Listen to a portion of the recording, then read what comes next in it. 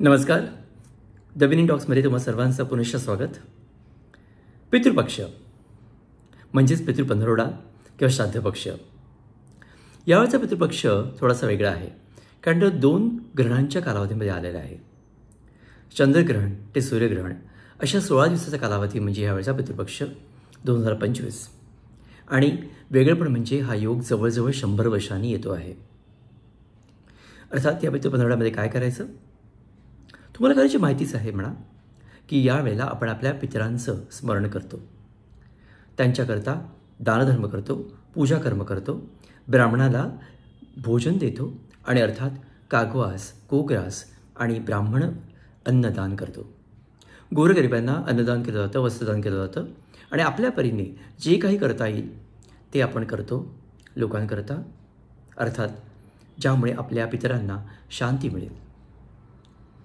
आपल्यामध्ये आलेली जी गुणसूत्र आहेत ती पूर्वजांकडून आलेली आहे आणि ते पूर्वज म्हणजे पिढ्यानपिढ्याचे चालत आलेले, त्यामुळे त्यांच्याविषयी कृतज्ञता म्हणून हा पितृपक्ष केला जातो.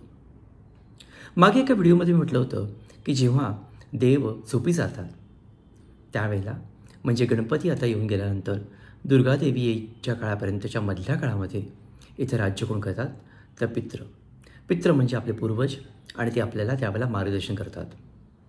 त्यांच्या मार्गदर्शनामुळेच आपल्या आरोग्याचं आणि पूर्णपणे जीवनाचं रक्षण होतं असं मानलं जातं.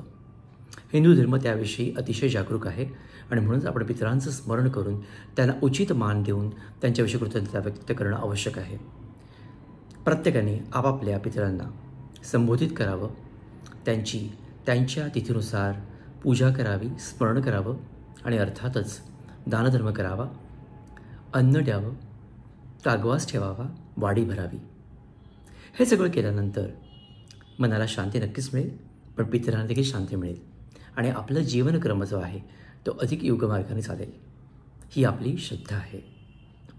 अर्थात चंद्रग्रहण आणि सूर्यग्रहण यांची कारणं ही भौगोलिक अशी आहेत, परंतु यावेळेस आलेला योग हा अत्यंत वेगळा आहे आणि म्हणूनच या कालावधीमधला पितृपक्ष हा नक्कीच एक वेगळं काहीतरी देऊन जाईल. तेव्हा तयारीला लागा.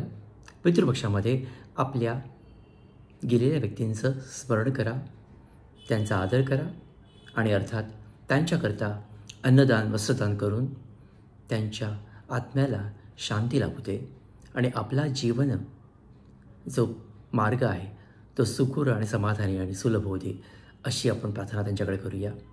नमस्कार. विनय पोद्दार.